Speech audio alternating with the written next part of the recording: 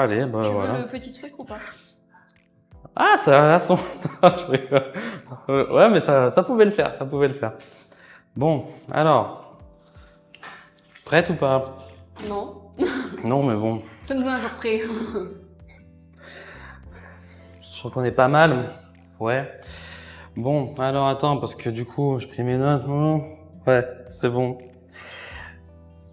Qu'est-ce que t'en penses? On y va? Ouais. Ok.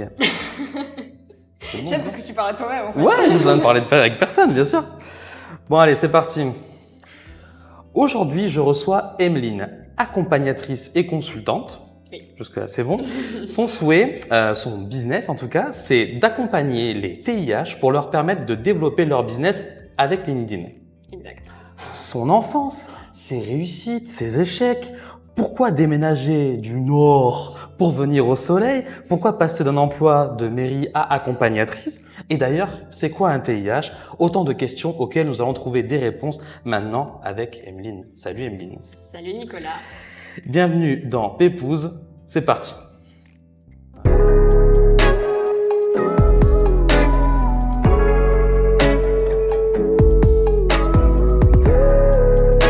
Je voulais avant tout démarrer cet épisode en remerciant le restaurant Le Tobati qui nous prête sa salle. Donc voilà, Céline, on te fait un bisou. Merci beaucoup et à ta santé. Alors, Émilie, parle-moi un peu de toi. T'es né quand? T'es né où? Et qu'est-ce que... Voilà. Parce que du coup, le but, c'est de comprendre après comment t'es arrivé à tout ça. Mais du coup, au départ, Emeline, petite, qu'est-ce que ça donne?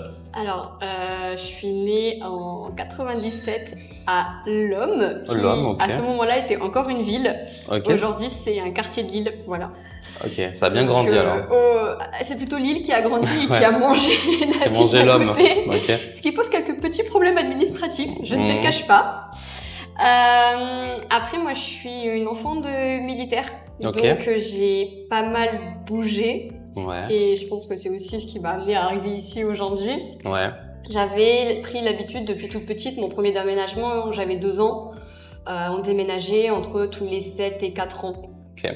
Donc, et grosso modo, si je te fais un zoom sur la partie de ma vie la plus compliquée en termes de mouvement géographique, c'était mon lycée, parce que j'ai littéralement fait 3 ans de lycée dans 3 lycées de 3 régions différentes. Ouais, t'as bougé quoi. Ouais. Ok. Voilà. C'est pas con parce que déjà quand tu bouges déjà d'un lycée déjà une fois, c'est un peu compliqué. Voilà. Alors ça, c'est la question que tout le monde me pose. Bah oui. Et honnêtement, je suis incapable d'y répondre parce que moi, mon premier déménagement, j'avais 2 ans. Ouais. J'ai changé d'école la première fois, j'étais en primaire, j'étais en CE... Je rentrais en CE1 si je me trompe pas. Après, j'ai rechangé en 5e. En 4e, j'ai changé 2 fois. En 3e, et après le lycée. Donc en fait, je peux pas te dire si c'est compliqué ou pas, vu que je ne sais pas ce que c'est que d'être sur place et de garder ses amis. Ok. En fait, t'as toujours. Ouais. Ok. J'ai capté. Ouais. Tu vois, moi, des fois, je me sens un peu en décalage justement avec mes amis quand ils sont en train de discuter en mode ah, mais est-ce que t'as toujours ta chambre chez tes parents? Est-ce qu'elle a changé, etc. Parce qu'en fait, moi, ma chambre chez mes parents, Ça a jamais été. elle a jamais été vraiment modélisée. Ok. Elle a changé au gré des maisons et des régions. Ok. Ouais. Disons que ça a été peut-être plus facile pour toi finalement. Peut-être. Ouais, j'ai grandi dedans en fait, donc pour moi, c'est normal. Ok. Je me suis pas posé plus de questions. Et du coup, élève comment alors? Au collège, franchement très bon élève. J'étais Ouais. très souvent première de classe. Au lycée, ça a été plus compliqué parce que, en gros, le problème quand tu fais des changements d'établissement scolaire, c'est que les niveaux changent. Ouais. Et en gros, en seconde, j'étais en lycée d'élite. Ok. En première, j'étais dans un lycée plutôt bon, mais le niveau était... C'était pas élite, quoi. Ouais, la marge de niveau était quand même très différente. Ouais. Et après, je suis revenue dans un lycée, pas d'élite non plus, mais avec un niveau assez important, où là, j'ai pris beaucoup de retard. Honnêtement, je pensais que j'aurais jamais mon bac. Et finalement, je l'ai eu. Mention assez bien. C'est pas trop mal. Plus que surprise, honnêtement. Ouais.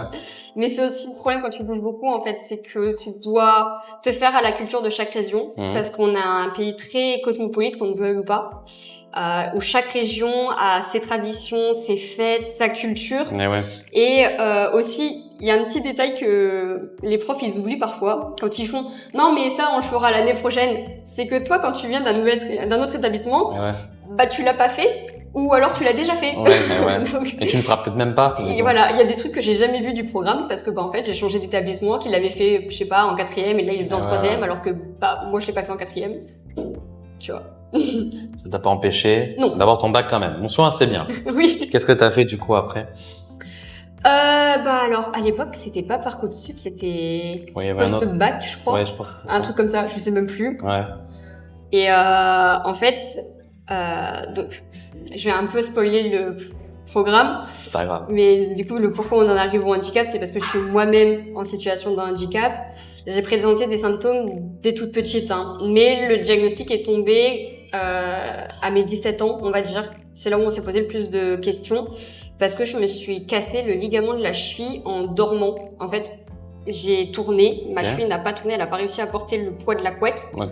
Et je me suis cassé le ligament comme ça. Oh merde, ouais. Parce qu'en fait, en réalité, il y avait déjà plusieurs micro-fissures dedans à force. Ma mère me disait qu'enfant, autour de mes 6-7 ans, je faisais une dizaine d'entorses par cheville par an. C'est énorme. Je passais ma vie dans le plâtre. Ouais, c'est beaucoup. Ouais, c'est beaucoup. Mes années scolaires, c'était plâtre et béquille, grosso modo. Donc là, on a commencé à faire des recherches et tout. Et en France, on est assez sensible quand même aux douleurs des personnes. Donc tout de suite, on m'a mis sous antidouleur. Sauf que, ça on l'a su plus tard, ma pathologie fait que je suis très résistante aux médicaments.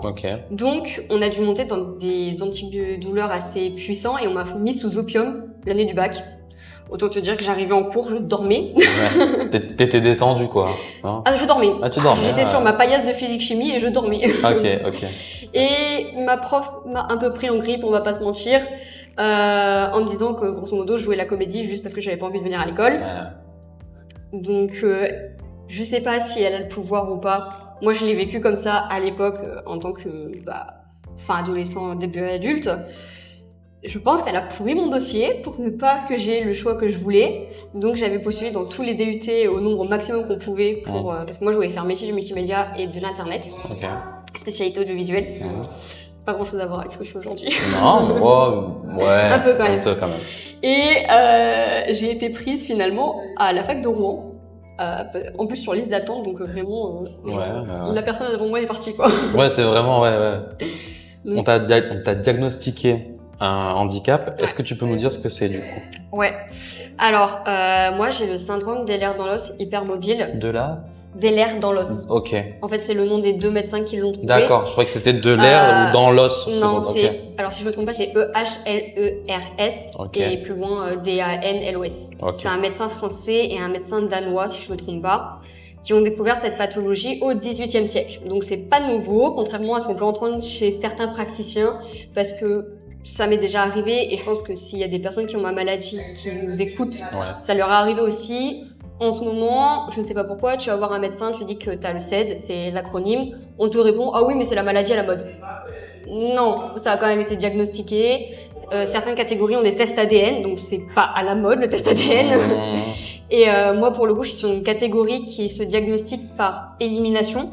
Donc ça veut dire qu'on a d'abord fait toute la liste des pathologies possibles que tu peux avoir, où là, tu es négative, et du coup, on dit on pense que c'est ça. Ils sont jamais sûrs vraiment à 200%. C'est plutôt on pense que c'est ça. Et le mot syndrome, en vrai, est très important parce qu'aux yeux de la MDPH, donc la Maison départementale des personnes en situation de handicap, je ne suis pas malade. J'ai un ensemble de symptômes. Et c'est donc un syndrome. Voilà. Et ça, au niveau de la nomenclature et pour rentrer dans les cases, pour demander les différentes aides, ça change beaucoup de choses. Il faut le savoir. D'accord. Et oui, tout à l'heure aussi, un truc que je t'ai pas dit, c'est que j'ai dû choisir un peu tardivement ce que je voulais faire à la fac, parce qu'à la base, je voulais rentrer dans l'armée de l'air. Ouais, tu voulais suivre le cursus, quoi. Alors, mon père était dans l'armée de terre. Moi, je voulais être pilote de chasse. Tu voulais être au-dessus de lui, il était là, Moi, je voulais absolument être pilote de chasse. Donc, déjà, on va se remettre dans l'époque 2015, une nana pilote de chasse, c'était déjà pas donné. Ouais. Mais en plus de ça, le jour où on m'a dit non, t'es malade, là on m'a fait en fait le test médical tu le passes pas. Donc grosso modo les portes se sont fermées plus ou moins d'un coup. En vrai, normalement on aurait dû me le dire depuis tout le jour. Je pense qu'on me l'a dit d'ailleurs mais que j'ai pas voulu écouter. T'as pas voulu l'entendre, Et là quand le médecin il te dit non, en fait t'as pas le choix, la porte se ferme et trouve une autre solution quoi. Ouais. Mais alors du coup, je reviens juste sur... alors tu m'excuses, je me rappelle plus du nom donc du syndrome. Le CED. Bon, ouais, on va dire le CED, ça moi c'est facile. Mais alors du coup, qu'est-ce que ça t'handicape en quoi, toi, au quotidien? Parce que du coup, je suppose que c'est un truc au niveau musculaire peut-être, ou parce que tu dis que c'est quand ton pied il a voulu se tourner, en fait, ou pas du tout? Le CED, c'est une maladie, enfin un syndrome, pardon. Oui, sinon on va pas s'entendre, ok. Qui touche le collagène. En fait, au niveau du collagène, en ce moment d'ailleurs, tu peux en acheter beaucoup en pharmacie si tu veux. On ne sait pas si je ne fabrique pas assez, si j'en fabrique trop ou si j'en fabrique de mauvaise qualité.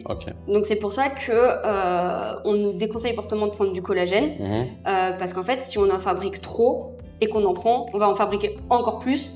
Et il faut savoir qu'un surplus de collagène, ça crée des crises inflammatoires. Pareil, si je fais du collagène de mauvaise qualité, en fabriquer plus ne permettra pas de résoudre le problème. Donc c'est prendre des risques plutôt inutiles, entre guillemets, si je puis dire, parce que la probabilité qu'en fait je n'en fasse pas assez est assez minime. Après, l'impact sur moi, du coup, c'est que le collagène, c'est un peu la base de tous les tissus de notre corps. Donc ça veut dire que mes ligaments et mes tendons, si je dois rentrer dans la caricature, on n'en est pas à ce point-là non plus, mais on va dire que là, aujourd'hui, tu vois, j'ai 27 ans. J'ai les ligaments et les tendons d'un enfant de 6 ans. Grosso modo, tu vois, en termes de finesse. Parce qu'en fait, j'ai tellement subluxé, donc en gros, l'articulation qui sort et qui se remet toute seule, effet d'entorse, etc., que j'ai des micro-fissures dans quasiment tous mes ligaments. Si je peux te donner un exemple qui va être assez frappant, je pense, pour tout le monde, c'est que là, mon épaule gauche, tu la vois là tout de suite, elle est normale. Voilà, dis-toi que, tu sais, ado, on a beaucoup de boutons d'acné et on n'aime pas trop les avoir sur notre visage. Voilà, donc quand je perçais mes boutons, mon épaule sautait. Alors, quand tu perçais tes boutons... La force que je mettais dans le bouton, en fait, faisait quand tu sauter bloquais, mon épaule. Donc mon épaule sortait de l'articulation et se remettait. Donc à ce moment-là, tu te dis, ok, le ligament ne sert à rien. À savoir, je crois que si je ne me trompe pas, il y a quand même 8 ligaments dans une épaule, hein, donc. C'est pas mal. Ça sert à rien. D'accord. Donc ça, c'est un premier problème. Deuxième problème, c'est que du coup, je vais être plus sensible aussi au niveau de tout ce qui est tube digestif, vu qu'on est que sur de la paroi tissu. Et par exemple, moi qui suis une grande stressée, vu que la paroi est plus fragile, à force de faire des reflux dus au stress, parce que le stress ça a des effets positifs et négatifs sur le corps, trop de stress ça a des effets négatifs, à force de faire des reflux, j'ai fini par transpercer l'œsophage, donc opération en urgence, et après je vais avoir des problèmes au niveau de mes dents, de mes gencives, de mes yeux, enfin vraiment en fait tout ce qui contient du collagène finalement. Ça génère des crises inflammatoires. Donc là, par exemple, ça va faire 4 nuits à peu près que j'ai quasiment pas dormi parce que j'ai une inflammation au niveau de l'épaule. Donc que tu sois sur le dos, sur le côté, ou... T'as mal quand même. T'as mal. Tu sais pas comment te mettre en fait. Et le problème, c'est qu'il y a rien à faire à part attendre que l'inflammation s'arrête par elle-même. Tu subis un peu ton truc, quoi. Ou alors tu vas voir un médecin ou un centre antidouleur, mais faut être ok. Soit pour avoir un TINS, ça existe, c'est des sortes, je sais pas si tu as déjà fait ça chez kiné, de patch avec des électrons. Ça aide certaines personnes. Moi, je réagis pas. Et sinon, du coup, faut être ok pour prendre des médicaments relativement forts avec risque de dépendance. Parce que du coup, ça deviendrait toute ta vie, peut-être. Moi, j'ai toujours. Après, je pars du principe qu'il y a autant de handicaps avec un S que de personnes en situation de handicap. Chacun vit la maladie avec son corps et comme il le ressent. Donc, je vais certainement pas juger les gens. Moi, tout ce que j'ai remarqué, c'est que les médicaments, très souvent, j'ai plus d'effets négatifs que positifs. Donc, j'ai juste décidé de les arrêter. Surtout qu'on va pas se mentir, mais on est arrivé dans une situation au niveau médical en France assez critique, dans le sens où maintenant, quand tu dois voir un spécialiste, tu peux avoir jusqu'à 2 ans d'attente. Moi, là, quand j'ai appelé parce que j'ai plus de rhumatologue aujourd'hui qui me suit, et quand j'ai appelé, on m'a dit, mais en fait, à Nice, il y a rien, il faut aller à Marseille. J'ai appelé Marseille et ils m'ont répondu, il y a minimum 4 ans d'attente. Enfin... même dans là... ces cas-là, je me débrouille par moi-même, en fait. Ça en devient même ridicule, quoi. 4 ans d'attente. Donc, heureusement, j'ai un bon médecin traitant qui est très à l'écoute et étant donné qu'elle n'est pas spécialiste de ma maladie, elle me fait confiance par rapport à ce que je ressens et elle sait que dans tous les cas, j'en abuse pas. Mais je trouve ça dramatique quand t'appelles pour avoir un médecin, qu'on te réponde Déjà, vous n'êtes pas prioritaire parce que vous n'êtes pas marseillaise.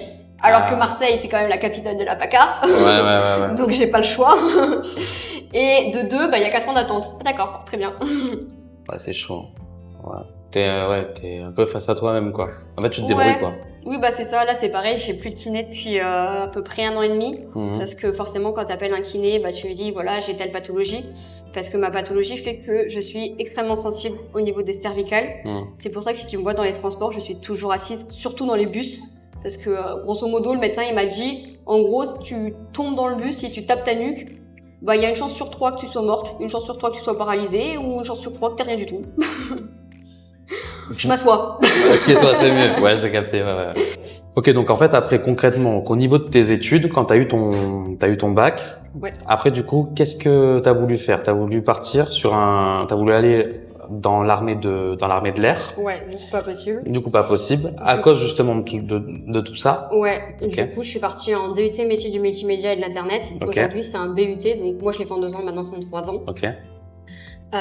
J'ai enchaîné, donc ça, c'était à Rouen. J'ai enchaîné avec une licence stratégie publicitaire, que j'ai fait en alternance.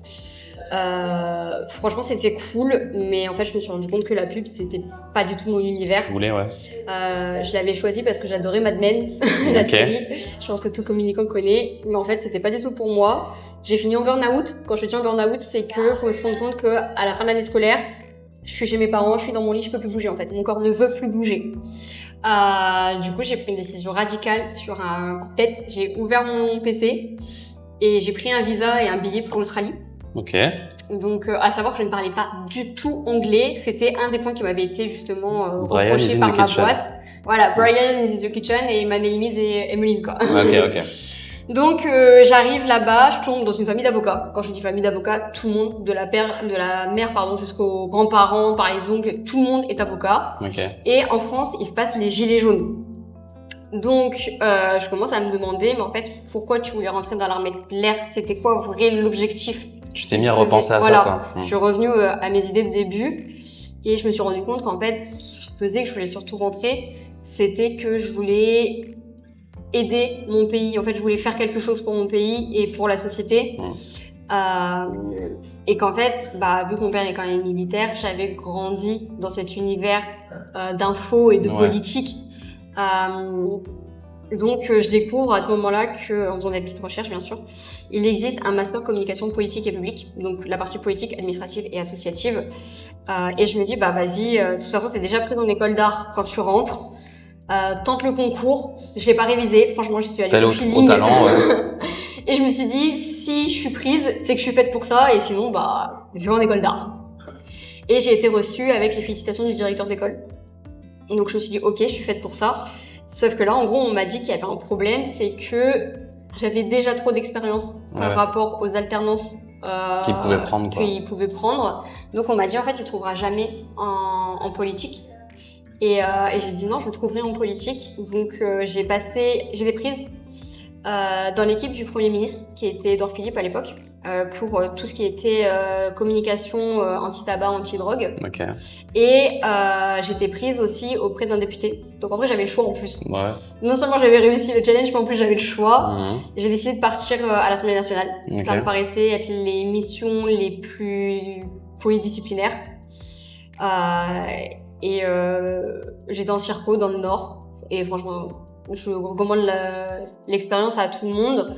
Mais c'est vrai qu'au bout de 2 ans, j'avais un peu fait le tour. L'équipe était top, je m'éclatais dans mon job et tout. Mais j'avais envie de voir ce que je pouvais faire d'autre. J'étais quand même étudiante, donc j'avais envie d'explorer le champ des possibles. Et un jour, je suis en vacances à Nice. Je mange un kebab sur la prom. Ça, vraiment, c'est l'anecdote. Et là, on me dit, écoute, il y a un élu à la mairie de Nice qui cherche une chargée de com. Et j'ai donné mon CV, j'ai été rappelée. C'est passé. Et en moins de 2 semaines, j'avais signé mon contrat. C'est beau. Donc voilà comment je suis arrivée à Nice. Voilà, et ça a duré combien de temps alors? Du coup, j'ai fait un CDD de 1 an. Et en fait, je me suis rendu compte que depuis plusieurs années, même si je kiffais mon job et que je me sentais quand même utile, c'était pour ça que j'avais choisi la politique, il y avait un truc qui créait de la frustration chez moi. Et c'est qu'en fait, à chaque fois, ici ou là, j'essayais d'inclure un peu plus nos concitoyens en situation de handicap. Aujourd'hui, on sait que c'est minimum 12 millions de personnes en situation de handicap en France. Et en fait, on est très vite bloqué par différentes équipes. Enfin, l'administratif français, c'est très lourd. Donc, on est vite bloqué. Et du coup, petit à petit, en fait, ça a généré de la frustration en moi. Et au bout de mon CDD, j'ai fait, il faut que je fasse quelque chose. Parce que c'était vraiment, mais presque à la limite de la dépression, où j'en étais arrivée tellement j'étais frustrée de pas pouvoir faire quelque chose. Donc, je me suis lancée et j'ai créé Racom. Voilà. Et c'est comme ça qu'on arrive à la partie 2 de ce podcast où on va parler de ton business. Exactement. Donc, Attends, on va vérifier.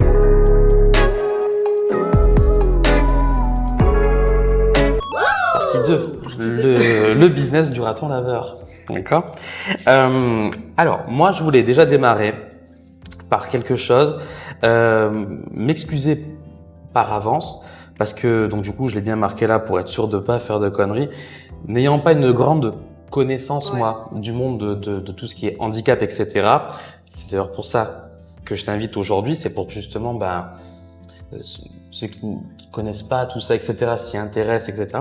Voilà, je voulais juste dire que si jamais je vexe quelqu'un ou j'utilise un mot qui est pas approprié forcément, voilà, il faut mettre ça sur le compte de la maladresse et que c'est parce que il y a un manque de connaissances. Ok. Ceci étant dit, voilà. Est-ce que tu sais ce que c'est je vais essayer de le dire, le Procyon-Lotor Linnaeus? Pas du tout. C'est le vrai nom du raton laveur. Ouais. Bon, je l'ai dit, je pense que je l'ai su parce que j'avais cherché raton laveur dans absolument toutes les langues de la planète. Ça, c'est en latin, je crois. Donc, je pense que je suis tombée sur le terme scientifique. C'est Procyon-Lotor Linnaeus. Voilà. Très bien. Alors, du coup, donc ça s'appelle Racom. Ouais. Ok. Mais du coup, pourquoi un raton laveur? Alors, j'aime beaucoup le symbole du raton laveur. Ouais. Depuis toute petite, déjà, c'est mon animal totem. Et ma soeur, c'est le renard d'ailleurs, au passage. Okay. Donc, on est assez complémentaires. En fait, le raton laveur, il est souvent connu un peu sur l'image de Rocket ou de Meiko. Un peu, je m'en foutiste, un peu gourmand, un peu voleur. Mais en réalité, c'est un animal, dans la vraie vie, qui vit en tribu et qui fera toujours tout ce qui lui est possible de faire pour mettre sa tribu en sécurité et faire qu'elle ait pas de problème en fait. Okay. Et c'est littéralement ça que je veux donner à mes clients aujourd'hui avec notamment mon accompagnement raton révélation. C'est leur dire, ok, ici déjà on est dans un cadre de sécurité, vous pouvez tout me dire, vous n'êtes pas jugé. Moi je suis là pour comprendre votre fonctionnement, pour vous aider à monter une entreprise qui fonctionne. Et mon but en fait c'est de faire en sorte que ma tribu, donc mes clients, demain, elle est autonome, elle est heureuse, elle est épanouie et il n'y a plus de problème en fait. Je suis là pour résoudre les problèmes justement. Ok, donc du coup, le raton laveur et du coup, de par ce qu'il fait au quotidien, est assez similaire à ce que tu fais avec tes clients. J'aime beaucoup la notion de tribu, c'est vraiment la famille. Ouais, ok. Mais alors du coup, tu l'as déjà dit un petit peu tout à l'heure, mais du coup, ma question c'était pourquoi tu as voulu te lancer en indépendante, mais en fait le message que je veux faire passer là, c'est parce que en fait finalement tu n'avais aucune autre manière de pouvoir faire ce que tu voulais parce que ça n'existait pas ailleurs. Tu voulais faire un truc toi. Pourquoi Non, j'aurais pu être salariée parce que des boîtes qui aident justement à mettre en place des politiques handicap, etc. Ça existe. Justement, hier, j'avais rendez-vous par exemple avec Andineo qui accompagne les entreprises à mettre en place une politique handicap. Mais en fait, il faut savoir que quand j'ai passé mon oral de deuxième année de master et que j'ai dit à mon jury que je partais travailler à la mairie, ils ont pas été catastrophés, mais presque en fait, en disant mais qu'est-ce que tu vas foutre dans le salariat ? Toi, t'es faite pour entreprendre, crée ta boîte. Et au final, ça m'est resté dans une partie de ma tête, tu vois. Donc, quand j'ai quitté la mairie, je me suis pas vraiment posé la question en fait. Je me suis dit, ok, mes profs me disent ça, mon jury me dit ça, mes parents me disent ça. Peut-être qu'en fait, il faudrait y aller. Ouais.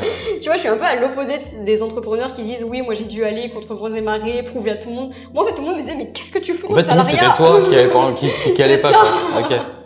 Et donc du coup, t'as voulu, tu t'es mise en indépendante parce que finalement au départ, t'avais peut-être pas forcément pensé, mais c'est qu'en fait, c'est les autres qui t'ont ouvert la voie là-dessus un peu. Je pense qu'en vrai, déjà j'avais les croyances limitantes. Ouais. Parce que sans vouloir rentrer dans la victimisation ou les clichés, je suis quand même une femme en situation de handicap, donc il y a quand même des barrières qu'on s'auto-met, et je dis bien qu'on s'auto-met, qu'il faut aller casser. je sortais d'études, je me sentais pas du tout légitime. J'avais fait 1 an après mes études. J'étais en mode, mais qu'est-ce que je peux apporter au monde en fait? Sauf que mon expertise, je l'avais depuis que je suis née. Et ouais.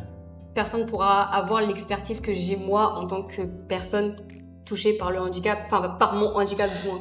D'un autre côté, si tu veux, les personnes qui sont en situation d'handicap, il faut pouvoir, tu me dis si je me trompe, il faut qu'ils se sentent aidés, etc. Mais il faut pas qu'il y ait cette notion de pitié ou quoi que ce soit, parce qu'ils en ont pas besoin, je crois. Mais justement, je vais un peu nuancer. Nuance. Déjà, peut-être le mot est pas effectivement, aucune personne en situation de handicap ne veut de pitié de personne. Ouais.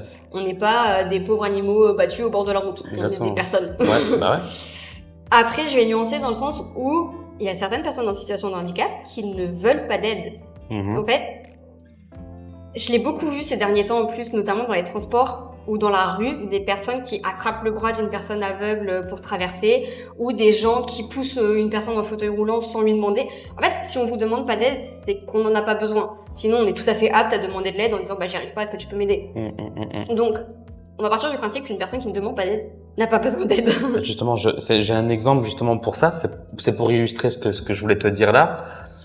Ma mère, un jour, dans un supermarché, et en fait, donc il y avait une personne en fauteuil roulant, si tu veux, qui était en train de galérer, mais on sait rien, tu vois, qui était en train de chercher tout ça, il voulait prendre la cagette.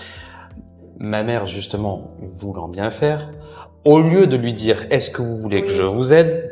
C'est après que ça, c'est ce qu'on appelle de la bienveillance maladroite. Voilà, parce que du coup, elle a pris la cagette pour lui donner, et la personne lui dit, c'est bon, je peux me débrouiller tout seul.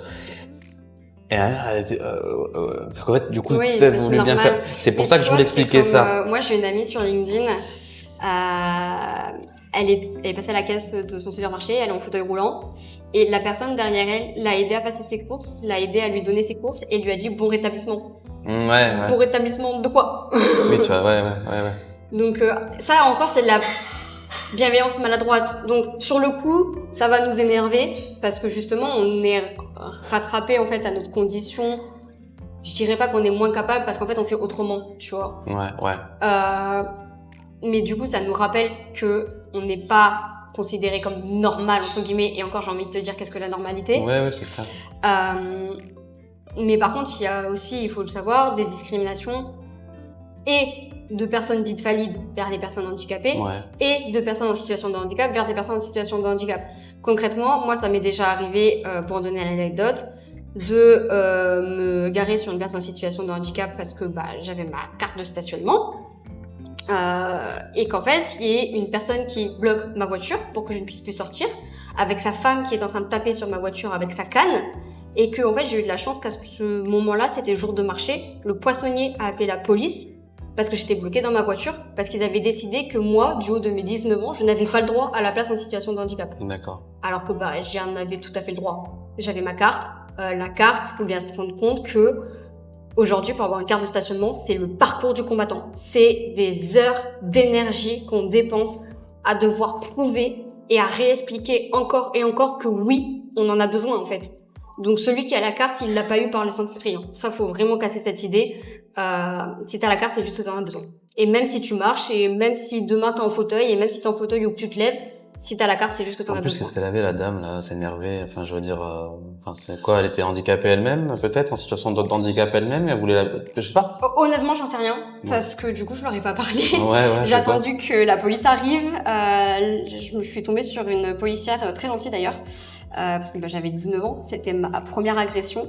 C'est une agression, hein. Ah oui, clairement, c'est une agression psychologique, même physique pour ma pauvre voiture.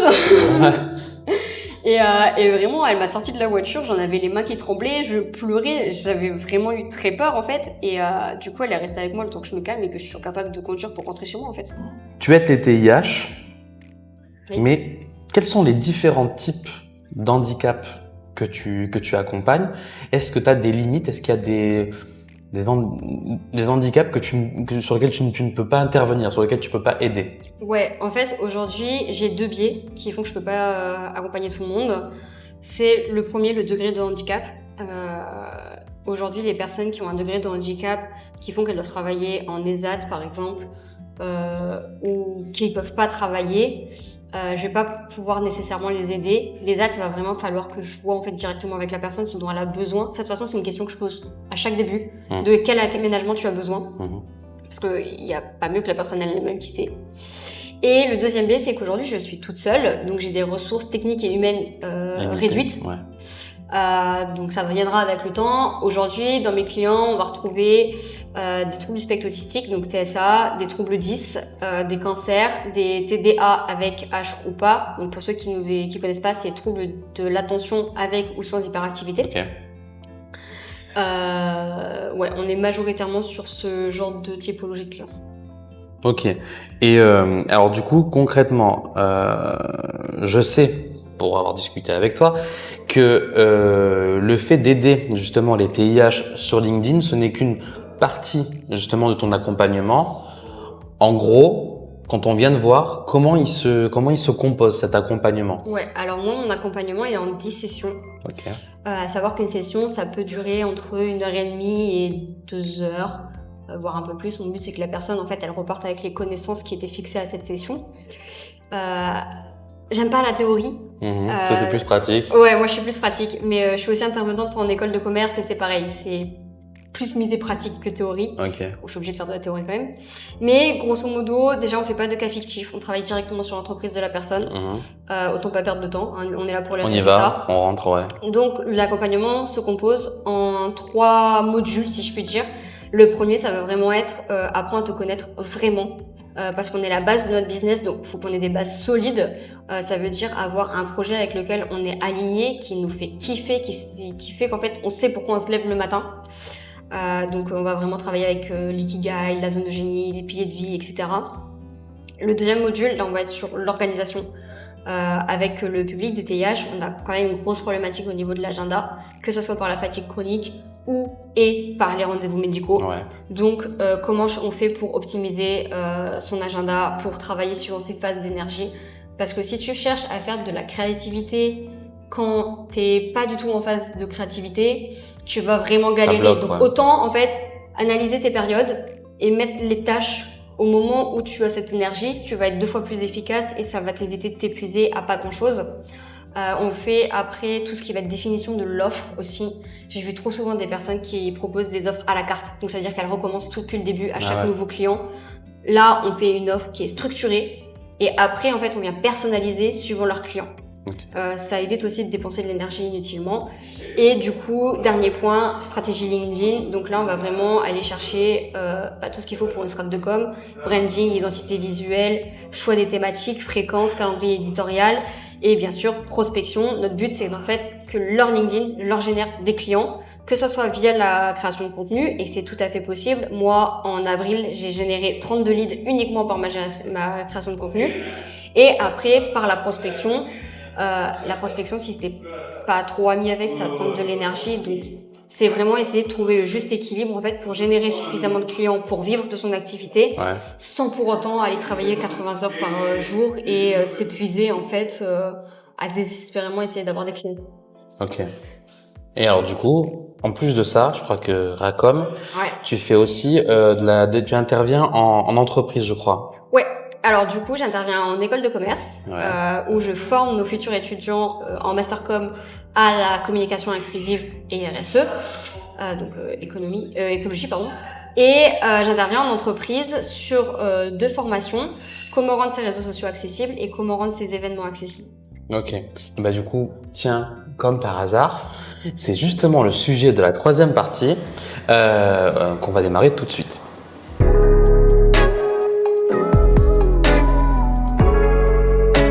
Bon, de retour sur cette partie 3 de ce podcast où, alors moi je l'ai, là sur mes notes, je l'ai sobrement intitulé communication et TIH, mais en fait, comme tu l'as dit tout à l'heure, c'est beaucoup plus intéressant de parler de communication inclusive, je trouve. Tu me dis. Ouais. Mais il y a un truc qui va pas, vas-y, dis-moi. En fait, moi aujourd'hui je parle de communication inclusive parce que ça fait sens auprès des gens qui veulent ajouter cette dimension d'inclusion handicap dans leur communication. Mais pourquoi j'ai créé Racom? C'est pour que demain, la communication inclusive soit la communication classique. Donc en fait, supprimer le mot de inclusif, de valide, de handicap, tout ça n'existerait plus, ce serait la base de notre société en fait. La communication au quotidien. Ouais. D'accord, les réseaux sociaux que tout le monde utilise, bah tiens, par exemple le restaurant où on est, etc., quand ils communiquent et tout. Quelles sont les différentes difficultés que peuvent rencontrer des personnes en situation d'handicap justement pour ces communications-là? Le truc, tu me dis si je me trompe, le plus classique, c'est le sous-titrage des vidéos qui sert déjà pour ceux qui écoutent sans le son, mais il y en a qui n'ont pas le choix de l'écouter sans le son, si tu vois ce que je veux dire. Donc du coup, c'est entre guillemets le plus, enfin, c'est celui que moi je vois le plus. Mais quelles sont les autres difficultés que peuvent rencontrer alors je vais vous dire une personne en situation de handicap, parce que là, c'est au-delà du TIH, quoi. Déjà, je vais revenir sur les sous-titres. Reviens sur les sous-titres. Parce que de plus en plus, je vois des atrocités sur ça. Vas-y. Les vidéos qui font des sous-titrages au mot par mot. Ouais. Ou les vidéos qui commencent une vidéo sous-titrée et qui d'un seul coup te disent « mets le son ». Ah ouais. Alors, le mot par mot, déjà, c'est illisible. On n'a pas le temps de lire. Le mot, il fait que pop-up. Oui, quand ça fait clac, clac, clac, ouais. Non, tu sais, les mots qui apparaissent vraiment en flash et après ça change le mot. Ok. Ça, vraiment, c'est illisible, ça te donne mal au crâne. Et le deuxième, quand t'es sourd ou malentendant, tu vas beau mettre le son, tu vas pas entendre. Ouais. Parce que là, eux, ils le font dans une truc justement de « Ah, j'ai envie d'avoir la suite, je fais une action et donc je reste pour que ton watch time soit plus élevé. » Ça n'a rien à voir avec voilà. Donc ça, déjà, c'est la première chose à savoir, c'est que les sous-titres, même si on fait pas forcément des sous-titres SME, donc c'est un type de sous-titrage spécialisé sourds et malentendants. Je conseille le compte de Céline Ripoll pour ça d'ailleurs, qui est sous-titreuse SME. Il y a quand même des règles à respecter pour des sous-titres efficaces. Mais surtout, en fait, quand vous sous-titrez une vidéo, le plus simple pour savoir si les sous-titres sont bons, c'est avant de publier, regardez votre vidéo sans le son. Si déjà vous n'avez pas le temps de lire, une personne sourde ou malentendante n'aura pas le temps de lire non plus. Mais ouais. Parce qu'en fait, on lit beaucoup moins vite un sous-titre quand il n'y a pas le son. Ok. Parce que du coup, nous, entre guillemets, entendants, le cerveau, il match le truc et donc c'est plus simple en fait. Donc il faut se mettre un truc que si nous déjà c'est un peu trop rapide. Pour eux, c'est illisible. Ok. Et après aussi, il faut s'enlever de la tête que on doit retranscrire au mot à mot. Si ta phrase elle est trop longue ou ta notion elle est trop compliquée, tu peux écrire une phrase qui est différente. Le plus important en fait, c'est le sens du propos. Donc si tu dois raccourcir ta phrase pour que ça rentre dans ton sous-titre, c'est ok, mais par contre, il faut que tu gardes exactement le même sens. Et ouais, c'est là où justement où maintenant qu'on en parle, je me dis ah voilà pourquoi. Mais quand je regardais des vidéos, enfin même tu sais des films sous-titrés ou je sais pas quoi, chaque fois, alors de mon jeune âge, tu vois, je me disais c'est pas exactement ça qu'il dit. C'est pas exactement. Et en fait, sur les sous-titrages, quand tu regardes genre en version anglaise et que tu mets sous-titrage français, et t'es en mode c'est pas ça qu'il a dit. Mais en fait, dans le sens, c'est ça. C'est bon, mais du coup, c'est plus facile à lire et on oublie. Maintenant que tu le dis, c'est ça. Là, je repars, j'ai appris quelque chose. Mais je veux dire, oui, c'est pas des sous-titrages réseaux sociaux, ça s'appelle des sous-titrages pour sourds et malentendants. Alors là, on n'est pas encore dans les sous-titrages SME, donc pour sourds et malentendants. Ah, mais à l'époque, ça s'appelait comme ça, non? Quand tu sais, ça s'appelle toujours comme ça. Même dans les DVD à l'époque, c'était ça. Ouais, en fait, t'as plusieurs pistes de sous-titres dans tes vidéos à la télé, par exemple, dont la SME qui est spécialement faite pour les sourds et malentendants. Et maintenant, sur Canal+, tu as même les sous-titres pour dyslexiques. Donc, il y a une typo spéciale. Mais sur les réseaux sociaux, étant donné qu'on fait plutôt du général, même si on va pas faire des sous-titres pour sourds et malentendants, c'est quand même bien d'y mettre des notions. Ça reste accessible à, on va dire, une grande majorité. Et au moins, les personnes sourdes et malentendantes, elles ont le bon sens du propos qui est donné à l'oral. Même si c'est pas au mot près. Ça, c'est la première partie. La deuxième partie, qui est très souvent pas utilisé, mal utilisé, c'est le texte alternatif. Et ça, on l'a sur tous les réseaux sociaux, surtout Instagram. Le texte alternatif, c'est le texte qui te permet de décrire une image. Donc sur Instagram, tu vas dans Paramètres, Accessibilité, tu as tout de suite texte alternatif. D'un point de vue purement business, on te dit de remplir le texte alternatif parce que justement, Google ou tout autre moteur de recherche, il est aveugle, donc il va regarder la description de ton image pour voir si ça corrèle avec ce que tu dis et il va plus ou moins booster ton SEO. Sauf qu'en fait, les personnes qui sont aveugles ou malvoyantes, elles peuvent utiliser un outil qui s'appelle le lecteur d'écran. Et dans ces cas-là, le lecteur d'écran, justement, lit ce texte alternatif. Donc là, c'est pareil, il y a des règles, mais par exemple, ça doit respecter un certain nombre de caractères, ça doit être proche de la réalité. Et sur Instagram, par exemple, il faut que ton texte alternatif et ta légende soient complémentaires. Par exemple, si dans ta légende, t'écris « Oh, elle est trop bonne cette glace », bah ton texte alternatif, ça peut être photo d'une glace à la pistache. Ok. On s'en fiche de savoir la couleur. Le but, c'est qu'on sache quel goût ça a. Ok. Quand on est sur de la food, les gens, ils veulent savoir quel goût ça a. Tu vois, c'est éveiller les sens, en fait, pour qu'ils comprennent vraiment ce que tu voulais dire dans la globalité. Encore une fois, on est sur le sens du propos. Autre chose, et là, on va plutôt partir sur LinkedIn. Je peux plus le voir. Ça va être, tu sais, les posts où tu vois de l'italique, du gras, etc. Ah bon? En fait, c'est une typo spéciale. Et encore une fois, c'est pas lu par un lecteur d'écran. Donc ça veut dire que si une personne aveugle ou malvoyante utilise un lecteur d'écran, arrive sur ton post, toutes les parties où tu as utilisé du gras ou de l'italique, très souvent les informations en plus les plus importantes, bah elle ne les a pas. Parce que le code ne sait pas, le lecteur ne sait pas lire ce code, donc tout simplement il va passer à la phrase d'après. Même le gras? Même le gras. Ok, d'accord. Donc si tu as fait sauter des mots ou si c'est carrément un paragraphe entier, bah il manque l'information à la personne. Et très souvent on utilise le gras pour mettre l'information la plus importante en plus. Donc voilà. Et autre chose, ça va être les emojis. Les emojis, vraiment strict minimum. Plutôt en fin de phrase. Et surtout jamais ne remplacer de mots par une emoji. Parce qu'en fait, encore une fois, le lecteur d'écran, il va lire le code emoji. Et par exemple, si tu choisis l'emoji calendrier ou l'emoji horaire, ton lecteur d'écran, il va pas lire calendrier. Il va lire la date qui est écrite sur l'emoji du calendrier. Comme pour l'horloge, il va pas lire horloge. Il va lire l'heure qui est écrite sur l'horloge. Okay. Donc c'est déjà arrivé qu'il y ait des personnes, en fait, elles sont en confusion totale parce que, imaginons, on avait fait un post en mode on vous donne rendez-vous à, je sais pas moi, à 16h30 et emoji horloge. Et en fait, l'écran lisait on vous donne rendez-vous à 16h30, 14h15. D'accord. Du coup, c'est lequel? Ouais. Du coup, alors, autant de notre côté, il faut essayer justement d'adapter notre communication, c'est pour ça qu'on en parle aujourd'hui. Mais de l'autre côté, comment ça se fait que les logiciels qu'il y a aujourd'hui justement de ça ne parviennent pas encore à détecter si c'est un emoji ou pas? Pour la simple bonne raison que regarde sur ton téléphone, alors iPhone là pour le coup parce que c'est celui que j'utilise. Quand tu vas dans les emojis, tu tapes juste chien, il te sort l'emoji chien. Donc ça veut dire qu'en fait… Mais parce que pour le coup, quand tu as le lecteur d'écran, il va te lire chien. C'est le code de l'emoji. Ah ok, mais du coup il peut pas détecter que donc c'est un emoji chien. Pour lui c'est chien, c'est tout. C'est le code. En fait, quand tu regardes le code d'un emoji, ça fait 2 points. Pour l'emoji, 2 points. Sauf que j'ai Apple aussi, mais ça marche aussi sur les Android.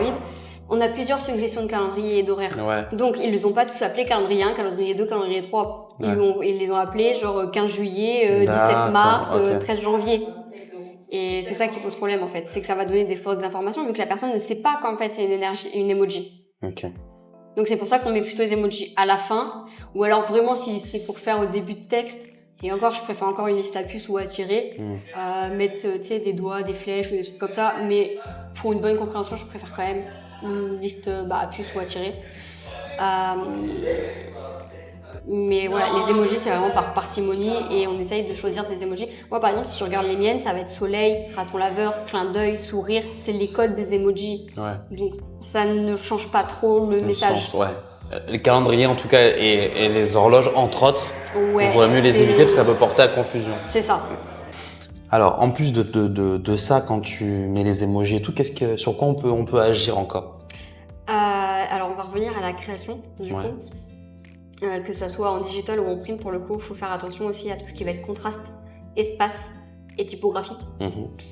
Je vais pas t'apprendre qu'en communication, le but premier de la com, c'est de faire passer un message. Donc si ton message n'est pas lisible, on va avoir un problème. Ça, c'est pour tout le monde. Après, il y a des typos qui sont à privilégier suivant le profil de personne à qui tu t'adresses. Par exemple, on va avoir le test du IL1, notamment pour les personnes dyslexiques, dysorthographiques. Si quand tu écris IL1, ça fait 3 bâtons, c'est pas bon. Parce qu'en fait, la personne va pas voir la différence entre les caractères. Il faut vraiment que le L, le I et le 1 soient distinctifs. Pareil, si tu fais M, R, N, des fois ton R et ton N collés, ça fait un M. Bon, en français, on n'a pas de combinaison RN, mais on sait jamais. Dans ces cas-là, il vaut mieux éviter ce genre de typographie. On va faire attention aussi aux espaces pour bien séparer les lignes, les paragraphes, pas de césure, parce que ça peut être très compliqué en vrai de rattacher le début d'un mot à la fin d'un mot et de garder le sens de la phrase. Moi, je sais qu'un exercice que j'aime bien faire pour que les gens comprennent c'est quoi un trouble dyslexique pour le coup, c'est de prendre un texte et d'enlever tous les espaces, toutes les virgules, tous les apostrophes. Et en fait, la personne, automatiquement, elle va plus se concentrer à essayer de décortiquer le texte qu'à comprendre ce que veut dire le texte. Et en fait, c'est ça que vivent les personnes dyslexiques et dysorthographiques en permanence. Donc, essayez de leur simplifier la vie au maximum. Pareil, si on veut écrire pour une cible qui est atteinte de handicap mental, donc par exemple les trisomiques 21, on a un style d'écriture qui s'appelle le FALC, le facile à lire et à comprendre. Moi aujourd'hui je suis traductrice FALC, sinon on peut se former aussi, on peut former ses équipes, hein. Mais en fait ça veut dire utiliser des mots simples, faire des phrases courtes. Une phrase c'est 2 lignes maximum parce que on revient à la ligne plus ou moins au milieu de la phrase. On a une typo avec une taille plus ou moins accordée. On a un interlignage et un interparagraphe plus ou moins imposé aussi. On a aussi toute la notion d'illustration des propos par des pictos ou par des photos. Enfin, c'est vraiment mettre en page en fait un message de façon la plus simple possible en fait. Et c'est très drôle entre guillemets parce que quand je présente le FALC à mes élèves, pour le coup j'en fais pas en entreprise, surtout en Compol, parce que je suis intervenante en Compol, je suis revenue aux origines. Ils me regardent et ils me font « Mais c'est tellement plus simple, pourquoi on fait pas ça tout le temps ?» Parce qu'un programme politique en FALC, tu peux le lire d'une traite, t'as compris. Hein. Alors que parfois, là, on l'a vu avec les législatives, t'es en mode « Mais en fait, concrètement, il veut faire quoi ?» On comprend pas grand-chose, quoi. C'est ça. Et alors du coup, de tout ça... j'avais demandé si tu avais 3-4 conseils pour une communication adaptée. Bon, voilà, tu me l'as dit. Mais, se former avec Racom. Voilà, se former avec Racom, entre autres. Et du coup, j'ai une petite question sur le futur. Ouais. Genre, toi qui aimes... Alors, t'es pas simplement dans la com, t'es dans l'accompagnement, etc. Mais bon, Racom, ça, on a compris. Mais du coup, toi, tu la vois comment Tu la vois, pas tu l'aimerais comment? Tu la vois comment la com dans les prochaines années? Franchement, je pense qu'on est sur le bon chemin. Tout n'est pas encore gagné, on a encore beaucoup de sensibilisation à faire. Mais c'est vrai qu'on a tout le pilier écologie qui a commencé à enfoncer les portes. Et en fait, dans la RSE, responsabilité sociétale des entreprises, tu as 3 piliers. L'écologie, l'économie, souvent ceux-là ils sont pas oubliés, et le social. Dans le social, tu as la diversité, dans la diversité, tu as le handicap. Donc là, les entreprises, elles sont de plus en plus au point sur l'écologie. Et du coup, elles commencent à regarder les autres piliers. Et on commence à avoir de plus en plus d'entreprises qui cherchent des informations justement pour mettre en place une politique handicap, etc. Automatiquement, si elles font une politique handicap, elles sont obligées de faire une communication handicap. Donc, on est en train d'y aller petit à petit. Moi, au niveau des étudiants d'école de commerce, c'est toujours la même chose. Le premier cours, ils sont un peu en mode « mais qu'est-ce qui vient de nous faire chier avec ça ?»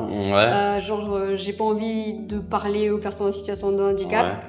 Et en fait, avec l'introduction au handicap, je fais toujours intervenir une personne en situation de handicap et j'ouvre leur monde en fait et ils se rendent compte que s'ils intègrent ça dès le début, même de l'idée de la campagne de com, c'est pas plus dur, c'est pas plus cher et c'est pas plus lent et au final ça va inclure des millions de personnes et ça c'est pas négligeable et ça m'a fait plaisir parce que cette année justement j'étais à la cérémonie d'ouverture du nouveau campus de l'ECS à Nice.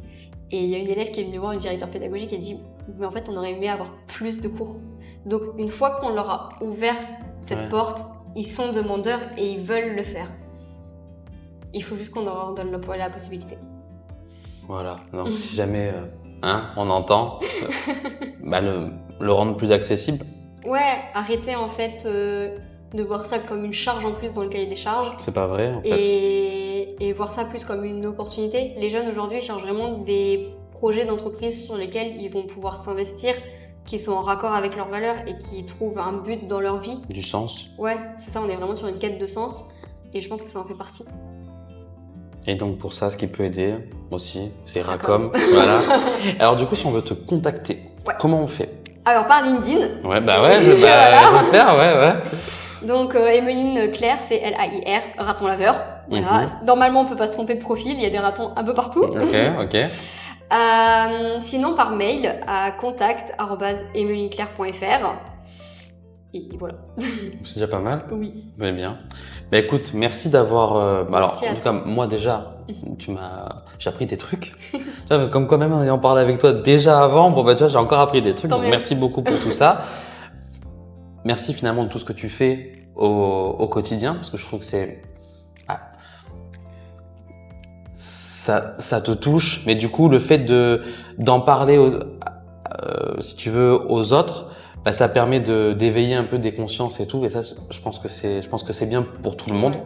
Et du coup, truc super important, faut que tu dises, si jamais tu veux, aux personnes qui nous regardent ou qui nous écoutent, que laisser 5 étoiles sur Apple Podcast, Spotify, etc. Ça aide beaucoup, mais il faut que tu arrêtes. Laissez 5 étoiles à Nico. Ça pourra l'aider, au moins. Ok, bon, évidemment, si vous voulez partager cet épisode, etc., ou s'il vous a plu, n'hésitez pas à le faire. Donc, Emeline, elle vous l'a dit, on cherche Emeline Claire sur LinkedIn.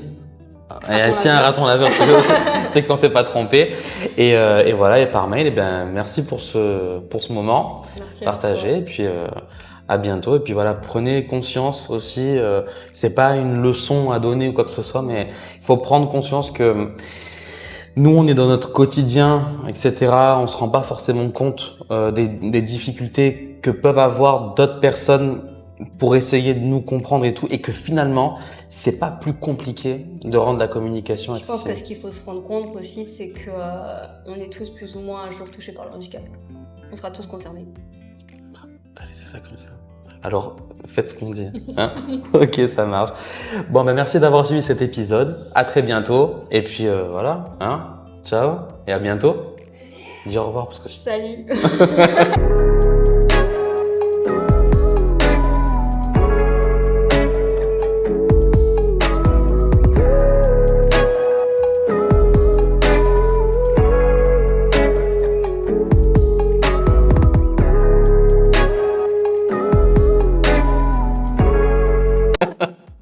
Voilà.